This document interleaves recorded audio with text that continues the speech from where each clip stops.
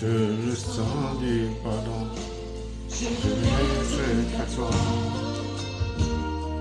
Jésus mon roi. Je ne viens que vouloir te louer, adorer ton saint nom et ta fidélité. Je veux n'être qu'à toi, Jésus, je t'aime. Je veux porter la paix à ta voix, les pensées de mon cœur dans le cœur de tes doigts. Je veux n'être qu'à toi, Jésus, je t'aime. Rien n'est plus beau que ton nom, rien n'est plus saint que le sang du pardon. Je veux n'être qu'à toi, Jésus mon roi.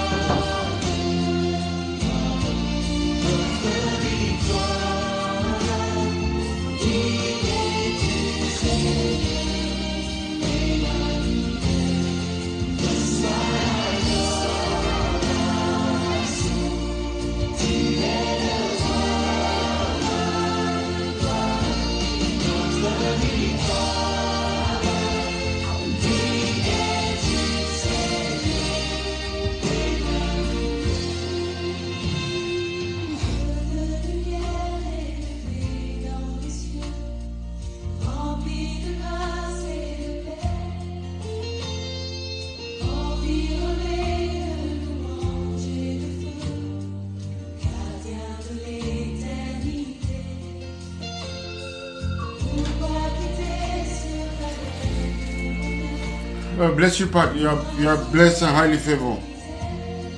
Good evening, good evening. I'm trying to share the link. I hope you people are doing well. Alléluia. Reçois l'adoration, Seigneur. Maribo Shikatora Dabosha. Alléluia, merci, Seigneur. Nous bénissons ton nom. Tu es digne, Seigneur. Emmanuel, Dieu avec nous. Dieu en nous. Nous sommes le temple de Dieu. Nous sommes la maison de Dieu. Donc n'importe là où nous partons avec la présence de Dieu. Nous portons Dieu avec nous. Oui, le temps est venu. Ce n'est plus sur les montagnes qu'on va adorer Dieu. Ce n'est pas dans le temple, mais c'est dans le cœur de l'homme. C'est ça la vraie adoration, c'est la révélation du Père dans le cœur de l'homme. La révélation de Dieu dans le cœur de l'homme. la révélation du Père céleste dans le cœur de l'homme. Alléluia. Marie Katora Bosch. C'est ce genre d'adorateur que Dieu cherche. Ceux qui l'adorent en esprit et en vérité. Alléluia. Reçois l'adoration, Seigneur. Tu es le roi de gloire et notre victoire. Digne es-tu, Seigneur Jésus. Emmanuel. Alléluia.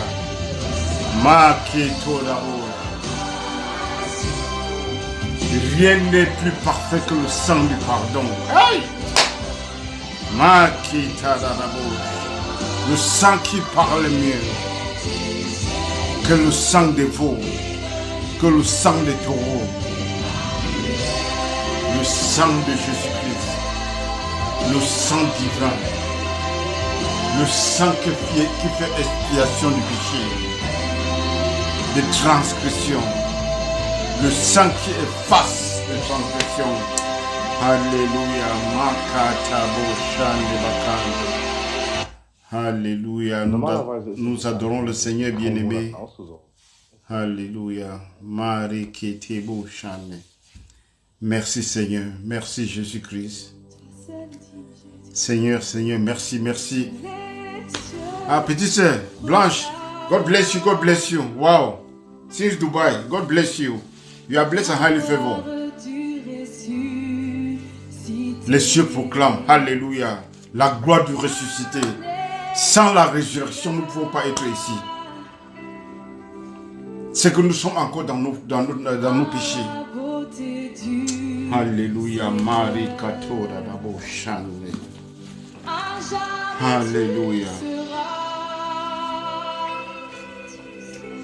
À jamais tu seras l'agneau sur le trône. Hey, wow. Je fléchis le genou pour t'adorer toi seul. Alléluia, alléluia. 1 Corinthiens verset 15. 1 Corinthiens chapitre 15 verset 17. Merci pour la résurrection, Seigneur. Merci pour la puissance de la résurrection. Merci pour l'aspersion du sang. Merci pour la glorification de Jésus-Christ.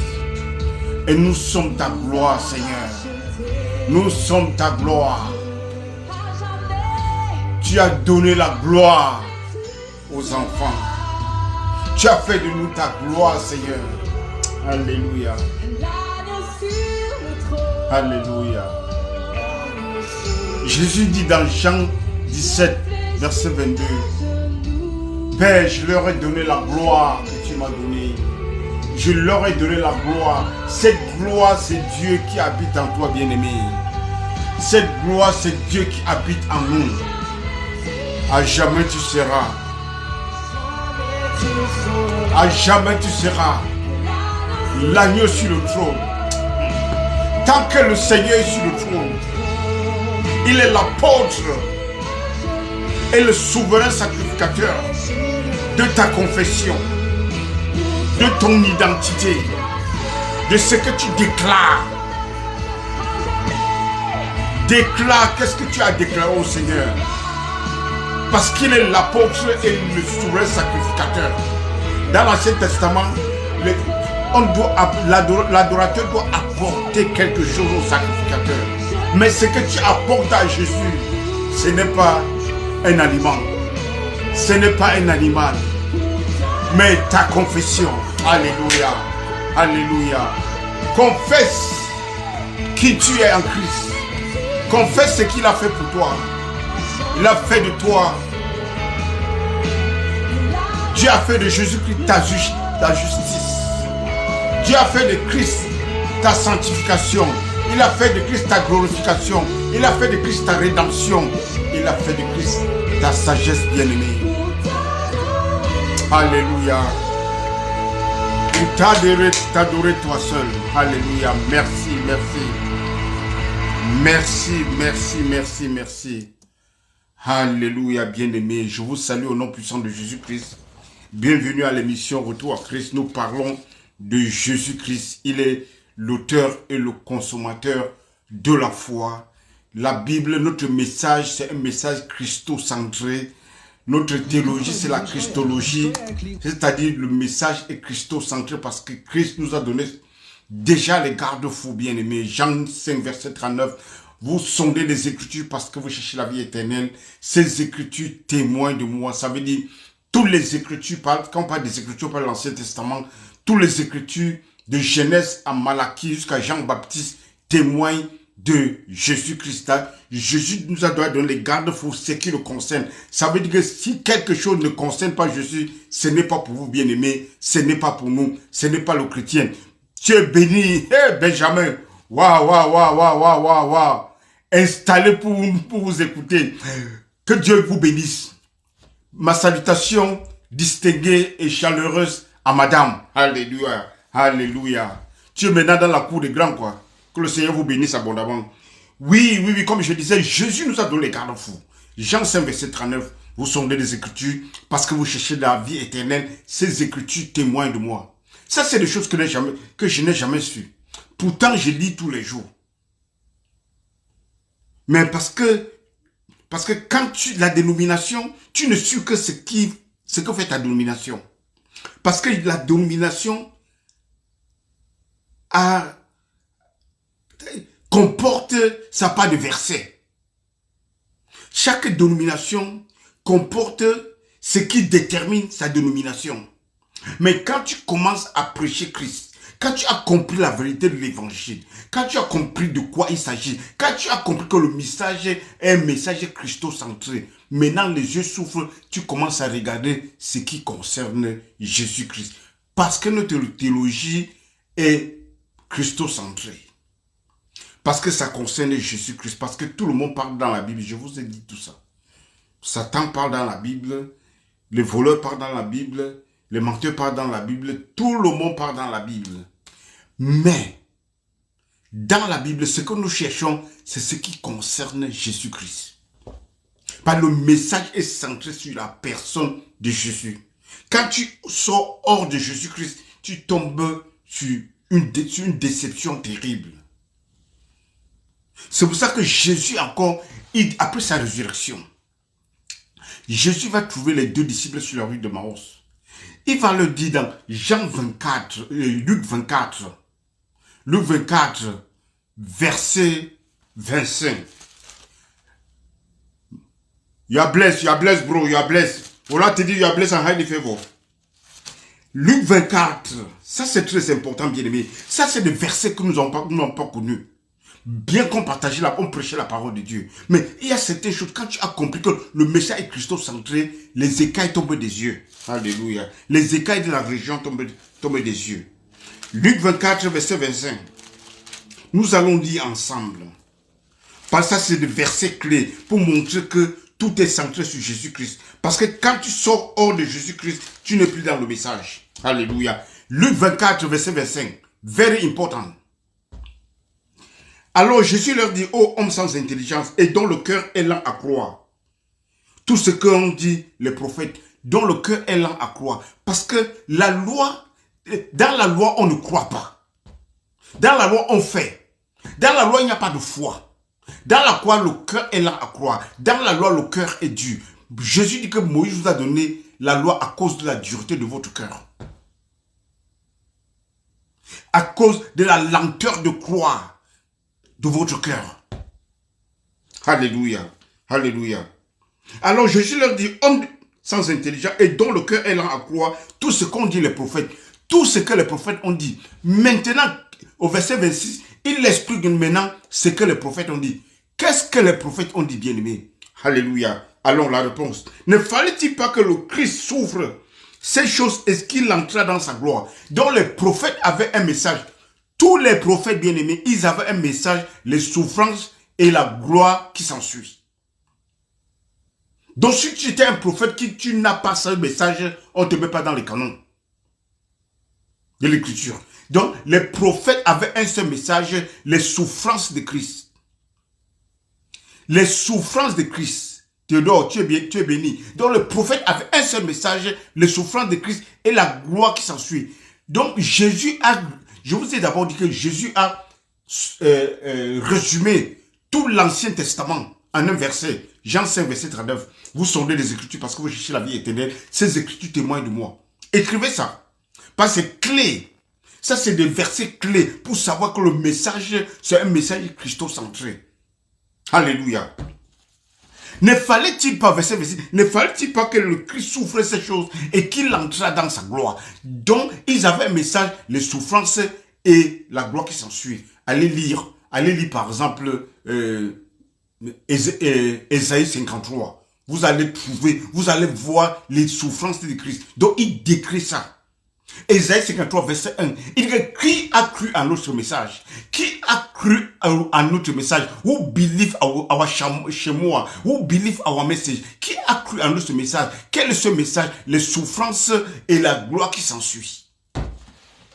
Donc les prophètes avaient usé un seul message. Et maintenant, écoutez bien. Et maintenant, au verset 27, voilà ce que Jésus va dire. Ça, c'est Jésus qui parlait. C'est pas un prophète qui parle, c'est Jésus qui parle après sa résurrection. Mais maintenant, au verset 27, il va dire maintenant, et en commençant par Moïse, et par tous les prophètes, David inclus, par tous les prophètes, il leur expliqua dans tous les écrits ce qui le concerne. Il leur expliqua, ça veut dire qu'il leur interprète. Parce que l'Ancien Testament, c'est l'ombre des choses à venir. Donc, il faut expliquer.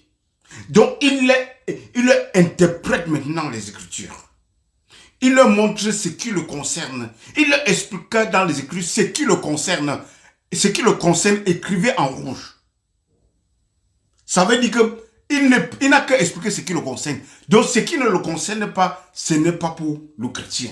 Parce que je vous ai tout dit que dans la Bible, le judaïsme dans la Bible, la déception dans l'Ancien Testament, le judaïsme dans l'Ancien Testament, pour manipuler quelqu'un dans l'Ancien Testament. Parce que c'est facile d'utiliser la loi pour s'aimer la peur et la culpabilité. Mais dans la grâce te libère de la peur. La grâce te libère de la culpabilité. C'est pour ça qu'en Christ, on a la liberté. En Christ, on est juste. Le Christ t'a déclaré juste. Et tu viens dans la prière, approchons-nous avec assurance devant le trône de grâce. Approchons-nous avec assurance. Tu as l'assurance de t'approcher à Dieu parce que Dieu est devenu ton Père.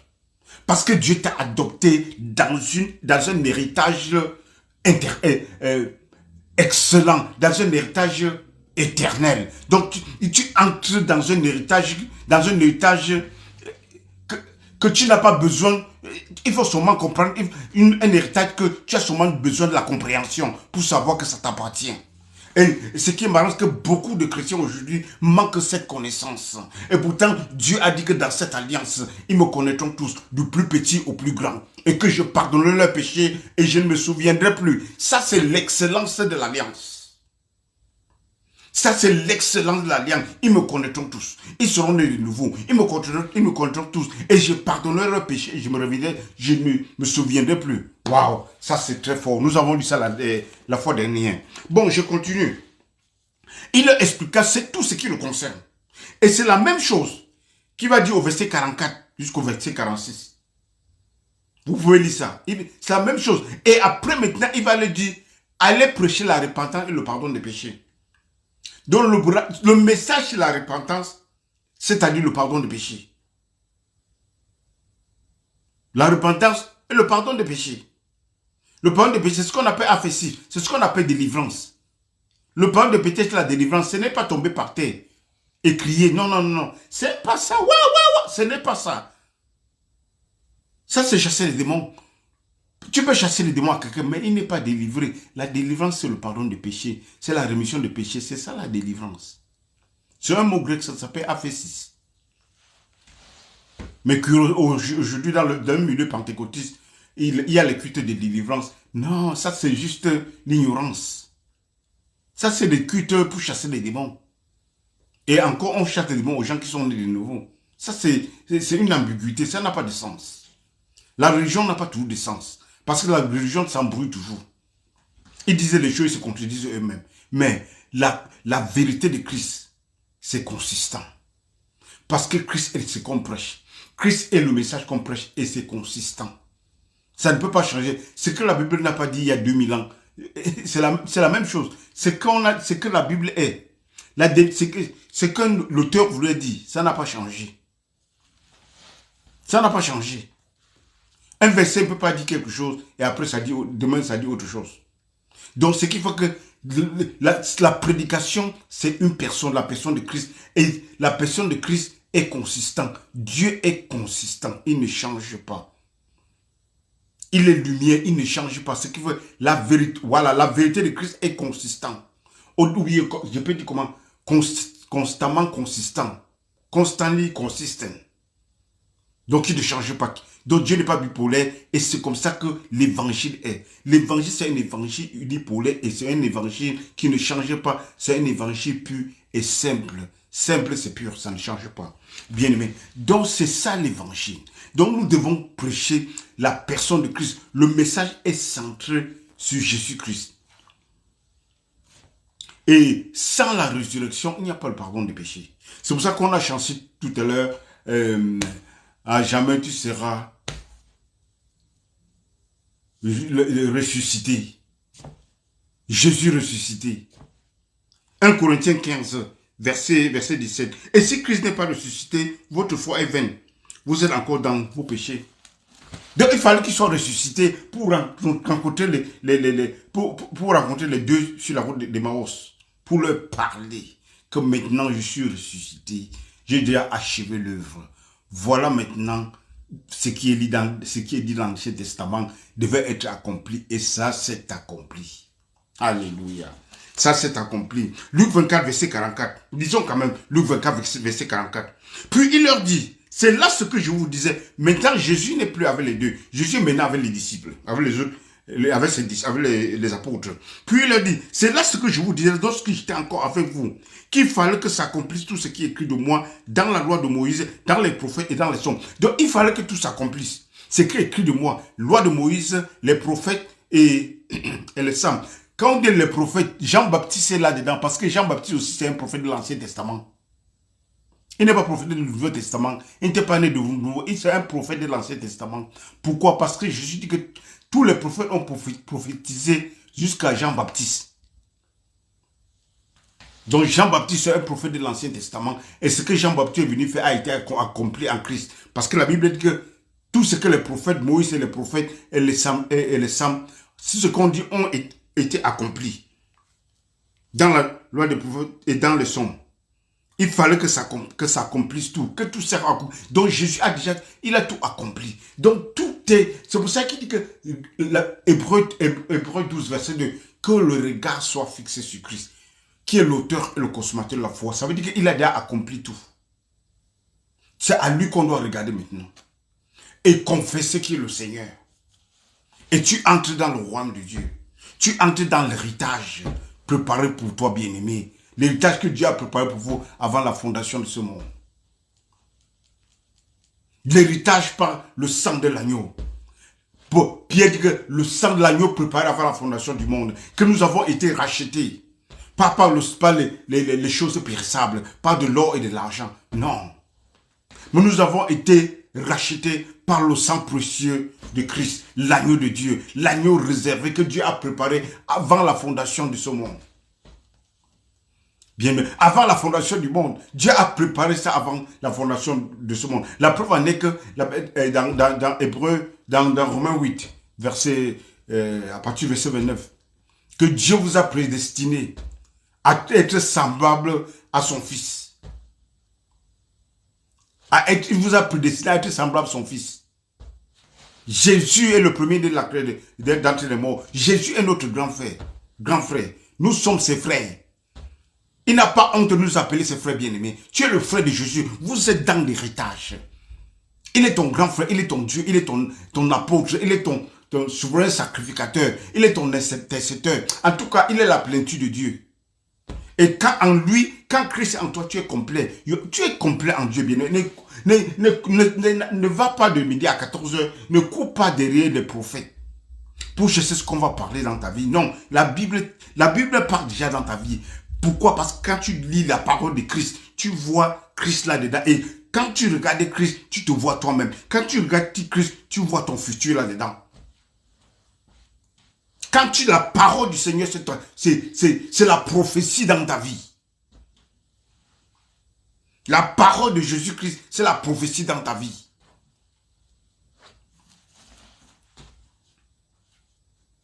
Le témoignage de Jésus, c'est l'esprit de prophétie. Tout ce qu'on va te dire, si ça ne concerne pas Jésus-Christ, c'est juste une déception pour toi, une manipulation. Donc tout ce que le prophète va te dire doit concerner Jésus-Christ. Tant que ça ne concerne pas notre Sauveur, notre Seigneur et Sauveur Jésus-Christ. Oh, Makito Dadabouche. Sache que ce n'est pas pour vous. C'est pour ça que nous sommes le message central. Paul dit que c'est Jésus que vous allez écouter tous les jours. Parce que pour vous c'est bien. Parce que c'est ça qui vous modélise. C'est ça qui vous métamorphose. C'est ça qui vous transforme. C'est ça qui transforme l'homme intérieur. Jésus n'est pas venu pour l'homme extérieur. Il est venu pour l'homme intérieur. Parce que c'est l'intérieur qui veut changer. C'est pour ça que Dieu habite dans le cœur de l'homme. Pas sur ta tête. Mais il vit à l'intérieur. Parce que Dieu c'est un Dieu de transformation. Pas un Dieu de transaction.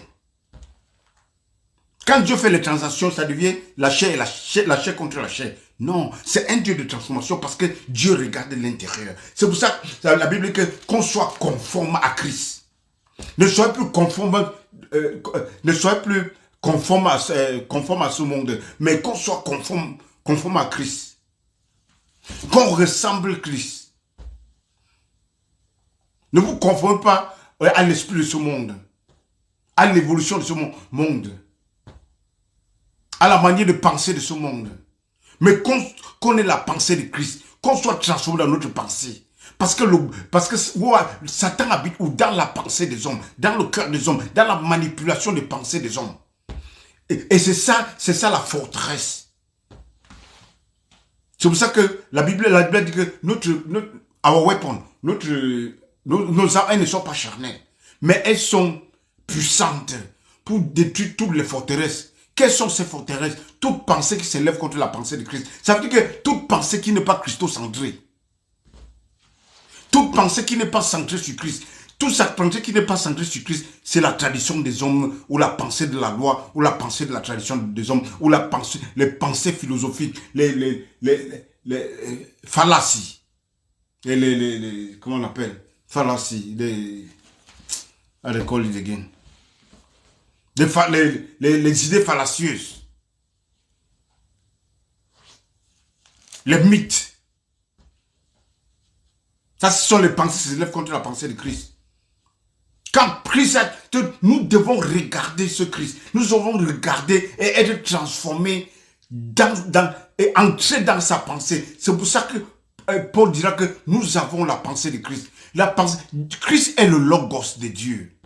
Au commencement était la parole. C'est-à-dire que le logos, la pensée de Dieu. Christ est la pensée de Dieu. Logos, ça veut dire pensée de Dieu. Donc quand tu as Christ dans ta vie, tu dois épouser la pensée de Dieu. Tu dois être baptisé dans la pensée de Dieu.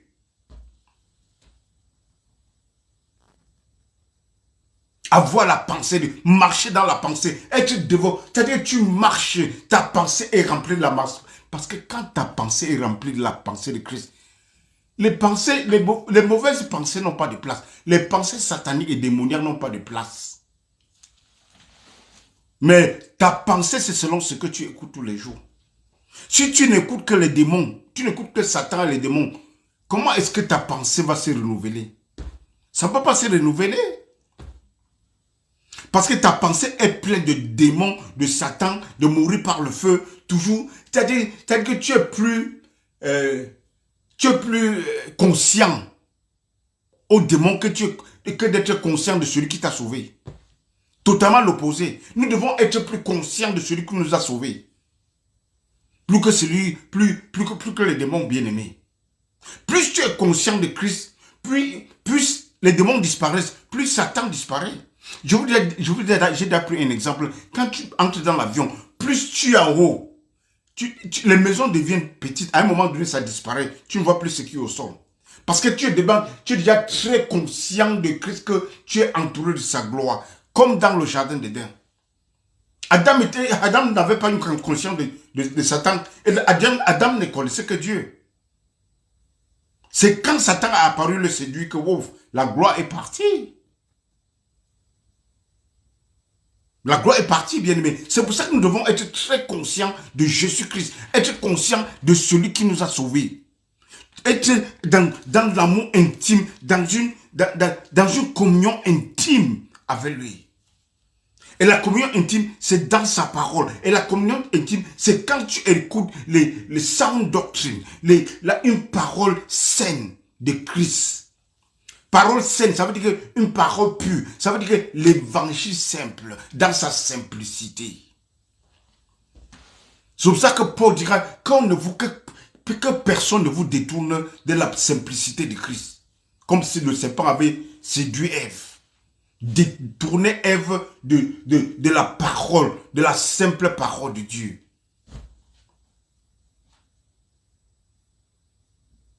Restez dans la parole, restez dans le message christocentré, restez dans ce qui concerne Jésus-Christ. Jésus a tout accompli.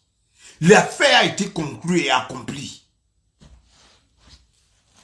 Jésus dit que je ne suis pas venu abolir la loi, je suis venu accomplir la loi parce que la loi était faite pour lui. C'est pour ça qu'il n'est pas venu détruire, il n'est pas venu abolir, il est venu accomplir. Et quand il a accompli, et il a rendu tout simplement nul. Sans effet. La loi n'a pas été donnée pour sauver l'homme. La loi a été donnée pour montrer à l'homme que l'homme ferme sa bouche. La loi a été donnée pour montrer à tout le monde de fermer sa bouche. Et de pointer du doigt. Que tu as besoin d'un sauveur et que tu ne peux pas te sauver toi-même. La loi a été donnée pour frapper les hommes KO. Montrer aux hommes comment ils sont faibles. Ce que la loi n'a pas pu faire, la grâce l'a fait de manière parfaite. Pourquoi la loi n'a pas pu faire? Parce que la chair rendait la loi faible. Sans puissance, parce que ta chair rendait la loi sans puissance. Et c'est pour ça que Dieu a envoyé son fils dans une chair semblable pour régler le problème du péché, pour que tu reçoives la justice de Dieu. Nous recevons le standard de Dieu par Jésus-Christ. La loi est tes propres performances. Non, tu ne peux pas arriver à ce standard, bien-aimé. Parce que ce standard est tellement élevé que tu ne peux même pas arriver là-bas. Donc pour arriver à ce standard, tu as besoin de quelqu'un qui va te porter. Pour arriver à ce standard, tu as besoin de quelqu'un qui est plus fort. Quelqu'un qui a le standard de Dieu pour t'amener dans ce standard. Et cette personne, c'est Jésus. Cette personne, c'est l'œuvre accomplie de Jésus-Christ. Sans l'effusion du sang, il n'y a pas de péché. Il n'y a pas de pardon de péché. Il n'y a pas de rémission de péché. Sans effusion de sang, il n'y a pas la délivrance. Il n'y a pas l'aphésis. L'aphésis, c'est le pardon de péché. Pardon complet de péché. Pardon, la rémission de péché. Ça veut dire let go. Send away. Envoyer.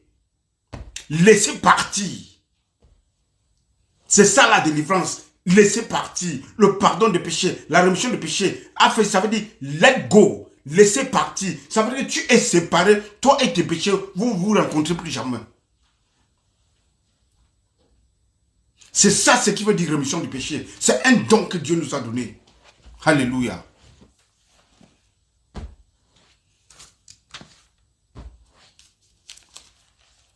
Hébreux 7.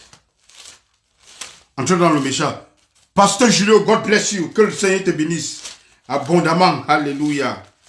Merci de te voir en ligne. Allons voir ce que quand je tombe dans le livre d'Hébreux, c'est pour montrer le livre d'Hébreux, des Hébreux, c'est pour montrer l'excellence de l'alliance. Ça compare les deux alliances et te place dans un standard de Dieu. Ce que la loi n'a pas pu faire, la grâce l'a fait. Et quand la grâce fait, c'est de manière éternelle. Quand la grâce fait, c'est de manière parfaite. Quand la grâce fait, c'est excellent tout simplement. Parce que le standard de Dieu est éternel. La vie de Dieu est éternelle. C'est que Dieu est éternel et parfait. Le standard de Dieu, c'est le standard le plus élevé. Le standard de Dieu, c'est Jésus-Christ. Et vous êtes dans ce standard, bien-aimé. Vous êtes placé dans un standard où il y a l'héritage éternel. L'héritage que Dieu a réservé pour les saints. Et la Bible dit que rendons grâce à Dieu qui nous a rendus capables de prendre part à l'héritage des saints. C'est Dieu qui te rend capable. Ce n'est pas toi qui te rend capable. Non, c'est Jésus qui nous rend capable, bien-aimé. C'est le sang du pardon qui nous rend capable. C'est le sang de la rémission du péché qui nous rend capable. Et il n'y a rien de plus saint que le sang du pardon. C'est-à-dire le sang de Christ. Le sang de Makato Dadabo. Le sang de l'agneau de Dieu. Alléluia. Thank you, Jesus. Merci, Seigneur. Oh. Quand tu dis seulement merci au Seigneur à ce que tu as fait pour moi sur la croix de Golgotha, quand tu dis seulement merci pour Seigneur, tu es en train de confesser. Tu confesses et l'apôtre est le souverain sacrificateur de ta confession. C'est ça qui prend, bien-aimé. Il reçoit, il présente devant le Seigneur, il présente devant le Père. Parce que ta confession est puissante. Tu es un enfant de Dieu. Et quand un enfant de Dieu confesse, les choses tremblent, bien-aimé. L'ennemi tremble. Mais il faut savoir que tu es un enfant de Dieu et que Dieu t'a donné l'autorité légale d'être son enfant et que tu entres dans l'héritage de Dieu. L'héritage de Dieu, c'est son autorité. L'héritage de Dieu, c'est sa puissance. L'héritage de Dieu, c'est son exousia. Alléluia. Vous êtes dans un héritage et c'est le sang de Jésus qui a rendu ça capable. Ce n'est pas le sang des boucs bien-aimés. Ce n'est pas le sang des animaux. Non, c'est le sang de Dieu, le sang de Christ qui a purifié ta conscience pour que tu viennes devant le Père avec assurance. Pour que tu viennes devant le Père avec boldness, avec assurance, boldness. Comment on dit boldness en français encore? Avec ardeur. Tu viens devant le Père avec confiance, bien-aimé.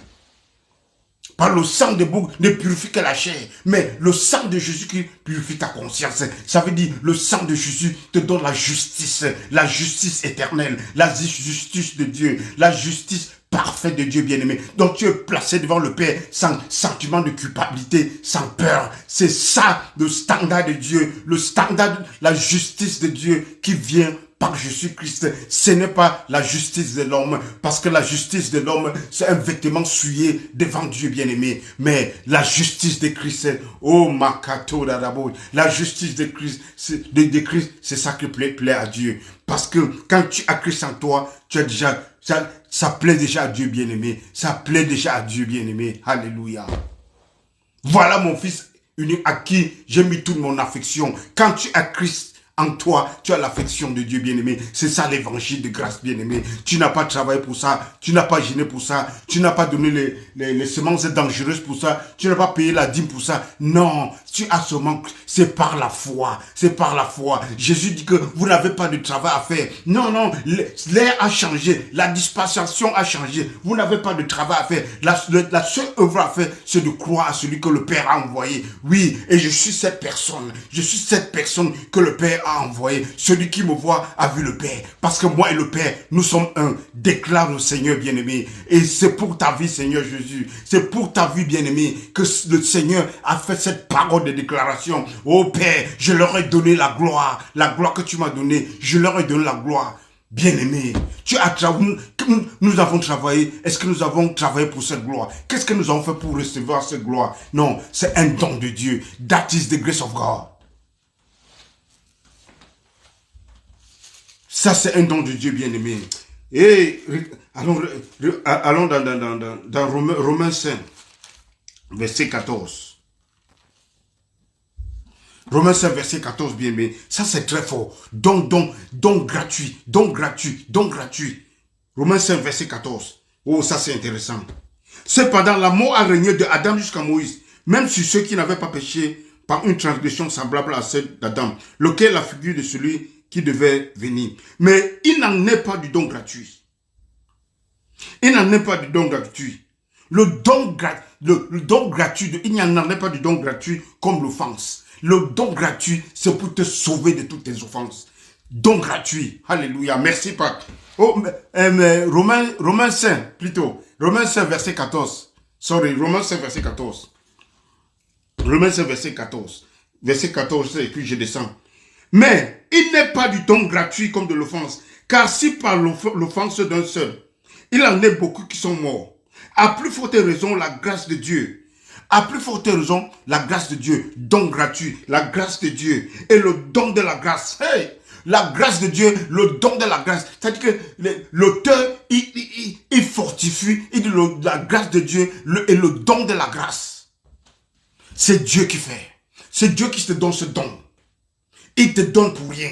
Il te donne pour cadeau parce qu'il t'aime. Et ce don, c'est son amour. Parce que Dieu a tant aimé le monde. Il a envoyé son Fils unique. Quiconque croit en lui est sauvé. C'est la foi qui compte. C'est la foi qui compte. C'est parce que c'est la foi et avoir confiance en cette personne.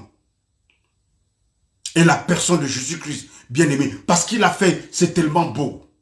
Il a dit que le vrai amour, c'est donner sa vie pour ses amis. Et il s'est livré pour nous. Il s'est livré pour le monde entier. Parce qu'il aime le monde. Parce qu'il veut sauver le monde. Ça, c'est l'amour de Dieu. Et Dieu ne te demande rien. Il est mort quand on était encore des pécheurs. On n'a pas prié. On n'a rien demandé. Mais Dieu est mort parce qu'il aime l'humanité. Parce que Dieu veut que tout le monde vienne. Et Dieu veut, le désir de Dieu, c'est la relation avec tout le monde. Il dit que dans la maison de mon Père, il y a beaucoup de place. Jésus dit qu'il y a the house of my father, there are many places. Il dit dans la maison de mon Père, il y a beaucoup de place. Ça veut dire qu'il y a la place pour tout le monde. Il y a la place pour tout le monde. Quand je vais partir, je vais revenir, je veux vous prendre. Après sa résurrection, Jésus nous a pris tous. Quand il a déjà pris tout le monde. Le jour que tu acceptes Christ, tu es déjà un élu de Dieu, bien-aimé. Le jour que tu dis oui à Christ, tu es déjà un élu de Dieu. Si tu m'écoutes et que tu n'as pas dit oui à Christ, c'est très simple. Confesse-le comme Seigneur et Sauveur. Et sincèrement, il vient habiter dans ton cœur. Tu sens un changement puissant, bien-aimé. Mais il faut le faire sincèrement. Sincèrement que tu sens son amour dans ton cœur. Pas Dieu se révèle dans le cœur de l'homme par son amour, pas par la peur. Parce que la relation avec Dieu, ce n'est pas une relation de peur. Tu ne peux pas avoir la communion avec quelqu'un, tu as peur. Donc Dieu s'établit dans l'amour, dans l'amour, dans l'amour. Oh, Ketoboshan, dans l'amour. La Bible dit que Dieu était en Christ, réconciliant le monde avec lui-même. Dieu était en Christ. Dieu a regardé la condition de l'homme. Dieu s'est identifié dans la condition de l'homme. Dieu a regardé comment l'homme est. Il s'est identifié. Il a dit que non, il faut que je sois un homme pour sauver l'homme. Dieu a regardé bien avant ta souffrance, ta pauvreté, la pauvreté de ton âme. Il a pris la forme de l'homme. Il est venu dans nos péchés. Il a porté tous nos péchés sur la croix. Maudit quiconque est pendu au bois. Ça, c'est ce qui est dans l'Ancien Testament. En principe, Jésus devait être plutôt lapidé. Parce que la blasphémie, on doit lapider. Mais les pharisiens ont dit que non, crucifiez-le. Ils n'ont pas su qu'ils accomplissaient comme ça, crucifiez-le, ils accomplissaient ce qui est écrit. Parce que maudit est quiconque est pendu au bois. Et sa malédiction sur le bois, il est maudit, il a porté tous les péchés. Porter les péchés et les malédictions, bien-aimés. Porter les péchés et les malédictions. C'est pour ça qu'il n'y a plus de condamnation pour ceux qui sont en Christ. Pourquoi? Parce que quand Christ, tu t'identifies dans la mort de Christ. Parce que tu t'es identifié dedans. Donc tu es mort aux malédictions, tu es mort à la condamnation et tu es mort au péché. Et tu es ressuscité avec Christ. C'est ça l'acte d'identification. C'est ça qui fait la puissance de l'évangile. L'évangile, c'est la puissance de Dieu. L'évangile ne contient pas la puissance de Dieu. L'évangile, c'est la puissance de Dieu pour sauver quiconque croit. C'est la puissance de Dieu pour mettre fin à la loi. Et justification pour ceux qui croient en Christ, qui croient à cet évangile sucré de Dieu, de Jésus-Christ. Je continue dans Romains 5, verset 4, je continue, verset 15. Mais il n'en est pas du don de grâce, comme de l'offense. Car si par l'offense d'un seul, il est beaucoup qui sont morts, à plus forte raison, la grâce de Dieu et le don de la grâce venant d'un seul homme, Jésus-Christ, ont-ils été abondamment répandus sur beaucoup. C'est comme ça dans le milieu de la religion. Ah, l'évangile, c'est la performance de Dieu. Merci, la performance de Dieu. Ce n'est pas notre performance, bien-aimé. Ce n'est pas notre performance. Ce n'est pas nous qui travaillons. C'est Dieu qui travaille. Et quand Dieu fait, ce que Dieu fait est performant. Ce que Dieu fait est parfait. Don gratuit. Grâce et don de la grâce. Dans le milieu religieux, c'est facile de croire qu'à travers une personne, le péché est entré dans le monde. Mais c'est difficile de croire qu'à travers Jésus-Christ, la justice, tout le monde a reçu la justice. C'est difficile pour eux de croire. La justice, ça veut dire que tu te places devant Dieu sans... Dieu ne te voit pas avec le péché. C'est ça la justice de Dieu. Tu te places devant Dieu sans sentiment de culpabilité et de crainte. C'est ça la justice. Parce que Dieu t'a pardonné tes péchés. Le pardon de péché, on reçoit seulement. Ça se reçoit. C'est un message, tu acceptes, tu reçois ce message. Verset 16. Et il n'en est pas du don, comme de ce qui est arrivé par un seul qui a péché. Car c'est après une seule offense que le jugement est devenu condamnation. Tandis que le don gratuit, c'est-à-dire qu'il insiste sur le don gratuit, le don de la grâce, le don de Dieu. C'est-à-dire que pour montrer qu'il insiste que c'est Dieu qui fait, c'est un don, c'est un cadeau que tu n'as pas, il disait, c'est un cadeau que tu n'as pas mérité. Mais Dieu te donne quand même par son amour, à travers son amour. Parce que l'amour de Dieu, ce n'est pas l'amour de l'homme. L'amour de Dieu, c'est un amour de donneur. C'est-à-dire que l'amour de Dieu décrit Dieu comme un Dieu donneur. C'est-à-dire Dieu c'est son caractère, il donne seulement. Il donne sans blâmer. Jean 1, verset 5. Il donne sans blâmer. Ça, c'est le caractère d'un Dieu. C'est un Dieu comme ça qu'on veut servir. Est-ce que tu peux servir un Dieu que tu doutes de son caractère? Et j'aime comment Jacques insiste sur le caractère de Dieu. Ne doute pas de lui. Dieu, c'est un donneur. Ne doute pas qu'il est un donneur. Il faut le croire que c'est comme il a dit que Dieu, c'est un Dieu donneur. Il donne sans blâme. Donc, c'est son caractère. Il n'est pas bipolaire, il n'a pas deux caractères. Il a un seul caractère, c'est consistant. Et il est un Dieu donneur, donc il donne seulement. Et giving God, un Dieu bénévolent. Donc, il donne seulement. Ça n'a pas fait partie de sa nature. Et c'est ce Dieu que tu sais. Et c'est ce que ta pensée. C'est pour ça que la pensée doit être renouvelée.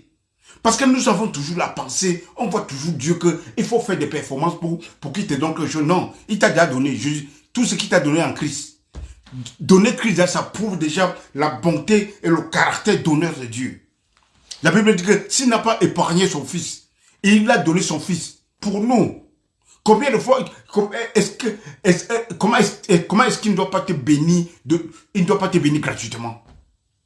Comment est-ce qu'il ne doit pas te donner toutes choses gratuitement? Quand il t'a donné son fils unique, Jésus-Christ. C'est marrant. Mais je ne sais pas. Que tu donnes pour que Dieu te donne. Ça veut dire que Dieu est devenu un idole. Il est devenu un Dieu qui fait la transaction. Ça veut Satan qu'on fait la transaction. Non, Dieu ne fait pas la transaction. Je vous dis que Dieu, c'est un Dieu de transformation. Dieu, il a déjà donné tout. On n'a pas besoin de donner pour qu'il te donne. Il faut qu'il soit un père méchant. Jésus dit que méchant que vous êtes pour donner les bonnes choses à vos enfants. Combien de pères le père qui est au ciel, un père parfait, un père qui a donné tout. En Jésus, il y a tout. La preuve en est que quand Jésus est la plénitude de Dieu, en Jésus, tu es complet. En Jésus, tu es complet. Alléluia. Verset 17. Si par l'offense d'un seul, la mort a régné par lui seul, à plus forte raison ceux qui reçoivent l'abondance de la grâce. C'est-à-dire que l'auteur insiste sur la grâce, le don de la grâce, l'abondance de la grâce. Ça, c'est un chapitre intéressant. Si par l'offense d'un seul, la mort a régné par lui seul, à plus forte raison, il montre à plus forte raison, il montre une comparaison. C'est-à-dire que ça veut dire que l'abondance de la grâce efface l'offense. À plus forte raison. C'est-à-dire que l'abondance de la grâce est tellement... Ça absorbe, ça avale. Il swallow l'offense.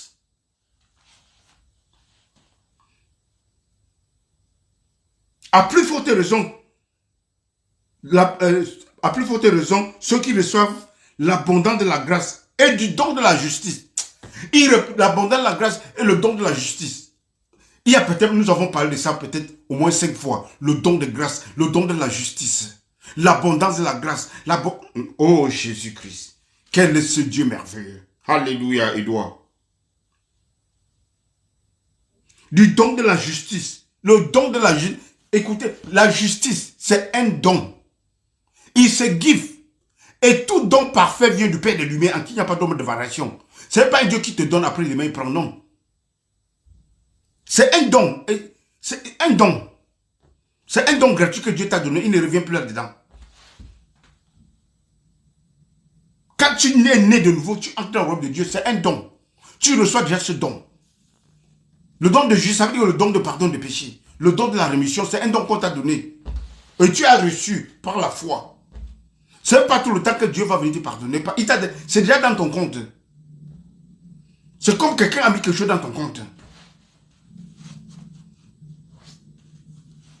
C'est pour ça que la Bible, c'est pour ça que venez avec assurance. C'est une nouvelle roue vivante. L'auteur des Hébreux dit que Christ a fait une nouvelle roue vivante. Tout est nouvelle et vivante.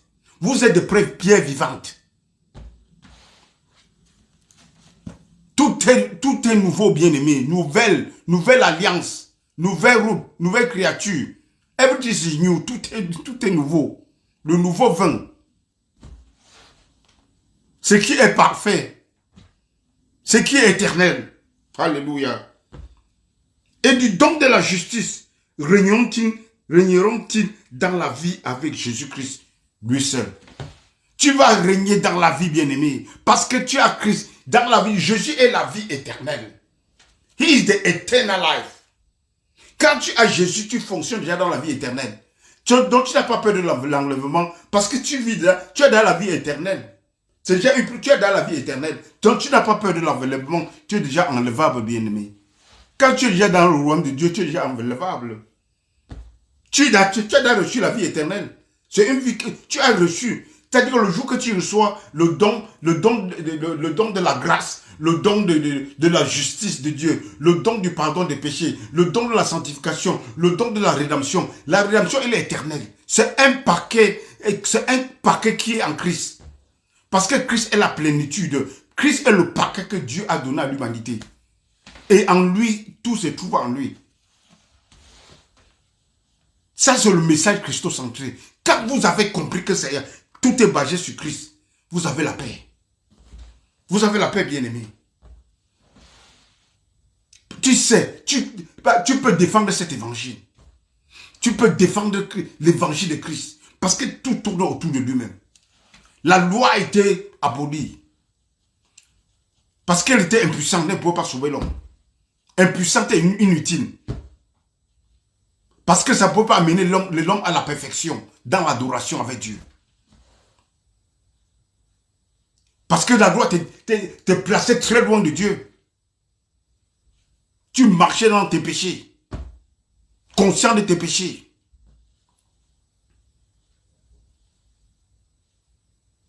Of course, the enemy like transaction. Exactly, because we are in an heritage. We have an inheritance. We are in Christ. And in Christ, there is an inheritance that belongs to us. Nous entrons dans un héritage qui nous appartient.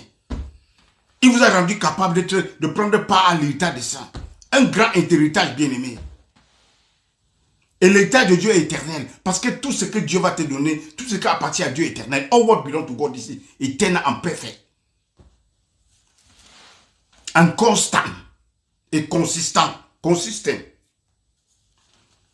Verset 18. Ainsi donc, comme par une seule offense, la condamnation a atteint tous les hommes, de même par un seul acte de justice, la justification qui donne la vie s'étend à tous les hommes. Un acte de la condamnation est entré dans tout le monde. Un acte, tout le monde reçoit la justice. Donc, soyez conscients, bien-aimés. Partagez ce message. Quand le chrétien, il faut connaître et accepter tout simplement. Par un homme, l'offense entre. Par un homme, l'offense avec la condamnation. Et par un homme, on reçoit le don de la justice. Et cette personne, c'est Jésus-Christ. Et c'est pour ça qu'il n'y a plus de condamnation pour ceux qui sont en Christ. Et il n'y a plus de condamnation pour ceux qui sont en Christ. Pourquoi? Parce que nous avons reçu la justice de Dieu. Parce que c'est la justice de Dieu qui nous fait être nés de nouveau. La justice de Dieu nous amène dans le royaume de Dieu. Et nous ne vivons plus. Et car la loi de l'esprit de vie en Christ nous a affranchis de la loi du péché et de la mort. C'est-à-dire nous ne sommes plus dans la loi du péché et de la mort. La loi du péché et de la mort tire vers le bas. Tire vers le bas jusqu'au point de la mort. Mais la loi de l'esprit de vie en Christ nous libère, nous soulève. Parce que la loi du péché et de la mort, c'est la loi qui frappe KO. Et quelqu'un qui est KO est couché au sol. Et c'est la grâce qui te relève. Donc c'est la loi de l'esprit de vie en Christ. Ça, c'est la grâce de Dieu qui te relève, bien-aimé. Qui te relève. La loi n'a jamais amené quelque chose à la perfection. La loi n'a jamais permis à l'adorateur d'approcher Dieu. La loi n'a jamais permis à un homme avec Dieu. La loi n'a jamais permis ça. Mais la grâce nous rapproche de Dieu. We have come to the heavenly Jerusalem. Nous sommes venus à Jérusalem céleste. Nous sommes à Jérusalem céleste, bien-aimés. La cité du Dieu vivant. Nous sommes sur la montagne de Sion. La montagne de Dieu. C'est-à-dire que le royaume de Dieu, c'est là où nous sommes. Et dans ce royaume, nous entrons dans un héritage éternel. Et c'est pour ça que Paul va dire dans Éphésiens 1, verset 3, que nous avons été bénis de toutes les bénédictions célestes. Et Éphésiens 2, il va dire que nous sommes morts avec Christ. Identification, nous sommes ressuscités avec Christ. Et nous sommes assis dans les lieux célestes avec Christ. Ça, c'est ton identité. Et tu dois connaître que c'est ton identité. Et tu dois rester là-dedans parce que ce message est absolu. Tout ce que Dieu a fait est absolu. All what God has done is absolute. Et c'est une vérité et c'est absolu. Et on est resté accroché à cette vérité. Même si la religion te raconte n'importe quoi. C'est pas parce que les gens ont dit des choses pendant 1000 ans que c'est la vérité. Non. Non. Aujourd'hui, il y a plus de vérités. Les vérités sortent de gauche à droite. Avant, on ne t'aime pas permis. Tu ne peux pas, on ne connaissait pas faire des recherches. Avec de Google, maintenant, nous avons tellement de recherches. Donc, avant, là, c'est ce qu'on te dit à l'église, tu prends et puis tu rentres à la maison avec. Aujourd'hui, il y a des machines de recherche. Tu peux avoir des originaux, les originaux en grec à Internet. Tu peux tout acheter et tu étudies. Parce que je vous dis que la Bible n'est pas écrite en français, ni en anglais, ni dans ton dialecte. Non. C'est écrit en grec. Le Nouveau Testament est écrit en grec. L'Ancien Testament est écrit en hébreu. Et au temps de Jésus-Christ, on parlait l'araméen. Et quand on traduit, on perd des choses. C'est pour ça que c'est toujours mieux d'aller dans l'original pour lire. Jésus dit que mon peuple, la Bible dit que mon peuple périt par manque de connaissance. Et c'est pour ça que Dieu dit que cette alliance est une alliance de connaissance. Ils me connaîtront tous, du plus petit au plus grand. Donc nous devons connaître Dieu. Et chaque dénomination a sa part de direction. Chaque dénomination. Jésus n'a pas de dénomination. Le baptiste a sa manière de... ils ont leur ligne à suivre. Le pentecôtiste a sa ligne à suivre. Le méthodiste a sa ligne à suivre. Il y a toujours des choses qui s'ajoutent. Et ça devient la tradition des hommes. Et Jésus dit à cause de votre tradition, la parole de Dieu n'a pas d'efficacité, n'a pas de puissance. C'est pour ça qu'il faut être resté attaché sur l'œuvre accomplie de Christ. Quand tu es sur l'œuvre accomplie de Christ, la doctrine devient consistante. Donc ça ne bouge même pas. Ça devient consistant. On ne peut pas discuter avec toi. Mais celui le baptiste, il y a tout. Non, nous faisons comme ça là. On fait ceci comme ça là. Non, les autres, non, c'est comme ça qu'on fait. Ça devient la tradition des hommes. Là où on commence à faire des discussions, tu sais que c'est derrière la tradition des hommes. Parce que ce qui concerne le ministère de l'Esprit, c'est consistant. Bien aimé. Donc, bien aimé, la justice de Dieu, c'est le standard de Dieu. Jésus nous a permis d'atteindre le standard de Dieu, bien aimé. Parce qu'avec la loi, on ne peut pas atteindre ce standard. La loi nous frappait KO. Mais Dieu, sa grâce soit rendue à Jésus-Christ, qui nous a donné le ministère de l'Esprit, c'est-à-dire le ministère de vie. Le ministère de Moïse, c'est le ministère de la mort, le ministère de la condamnation. Mais le ministère de Jésus, le ministère de la grâce, bien-aimé, le ministère de l'Esprit, le ministère de l'amour, le ministère qui nous a affranchis, bien-aimé. Alléluia. C'est pour ça que la Bible dit que là où il y a l'Esprit de Dieu, il y a la liberté. Et il y a la liberté, donc nous ne sommes plus sous la loi de Moïse, nous ne sommes plus sous la loi de condamnation, nous ne sommes plus sous la loi d'accusation, mais nous sommes sous la loi de Christ, c'est-à-dire la loi de l'esprit de vie, la loi de la grâce, la loi de la miséricorde de Dieu, la loi de la bonté de Dieu, la loi de l'amour de Dieu, la loi parfaite, la loi éternelle de Dieu, l'amour éternel de Dieu. C'est là où nous sommes bien-aimés. Pierre, que le Seigneur te bénisse abondamment. Alléluia, bien-aimé. Je suis à la fin. On se revoit demain par la grâce de Dieu, bien-aimé. Nous continuons. Ce que la loi n'a pas pu faire, la grâce l'a fait de manière parfaite. Vous, les enfants de Dieu, vous êtes dans un héritage que Dieu a déjà préparé pour vous. Et vous êtes déjà bénis dans cet héritage, bien-aimé. Parce que vous êtes dans le royaume de Dieu. Et le royaume de Dieu est dans un héritage. Et Dieu vous a adopté. Quand Dieu vous adopte, ça veut dire qu'il y a un héritage déjà préparé pour vous, bien-aimés. Ça, c'est la puissance et l'amour de Dieu. Donc, bien-aimés, entrez dans votre héritage, entrez dans le royaume de Dieu, entrez dans l'amour de Dieu, entrez dans la grâce de Dieu, vivez que votre cœur soit rempli. La Bible dit que ton cœur soit établi par la grâce de Dieu. Alléluia. Donc, le cœur est établi par la grâce de Dieu. Le cœur n'est pas établi par les aliments, par les boissons. Non, mais le cœur est établi par la grâce de Dieu. Vous pouvez lire ça dans Hébreux 13, verset 9. Que votre cœur ne soit pas établi par les aliments ou bien par la nourriture, parce que ce qu'on mange met dans la bouche, mais le cœur soit établi par la grâce de Dieu.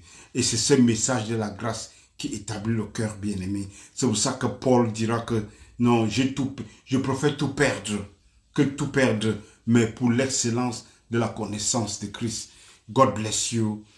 On se voit demain à la même heure, à partir de 21h, heure d'Allemagne, heure de l'Europe centrale, 20h, heure du Cameroun, heure de l'Afrique centrale. God bless you abundantly. You are the head and not the tail. You will be always above and not beneath. God has blessed you with all eternal blessing. God protect you. God guide you. God keep you. God reveal knowledge to you. God give you the heart desire, your heart desire. God provide for you. God keep you. God lead you. Let the word of God be your lamp. Let the word of God be the light upon your path. Let the love of God overwhelm your heart. Let the love of God overwhelm your soul. Que le Seigneur vous bénisse abondamment. Les kings, Nana Yurikamo, God bless you, God bless you. Great woman for me. Oui, ok, Pat. Que le Seigneur vous bénisse. Merci, merci. Amen, amen, amen. God bless you abundantly. We'll see you tomorrow by the grace of God. Bye, bye, bye.